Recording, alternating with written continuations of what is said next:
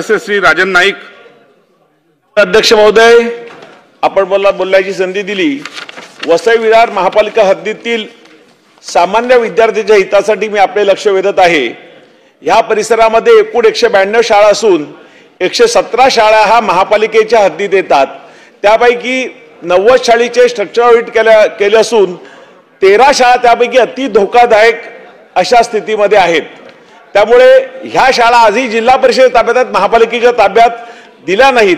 त्यामुळे ह्या शाळा महापालिकेच्या ताब्यात जिल्हा परिषदेने देऊन त्या महापालिका चांगला ठीकठाक व्यवस्थित करतील. तिथे शिकत असलेले विद्यार्थी जीव मुठीत धरून शाळेचं किंवा प्लास्टर करते, फरशी खराब झाली आहे, स्लॅब खराब झाले आहेत, शाळेला गळती लागली आहे.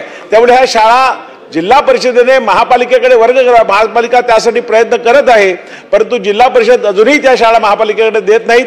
त्यामुळे शासनाने याकडे लक्ष घालावं अशी मी विनंती करतो. धन्यवाद. सन्माननीय सदस्य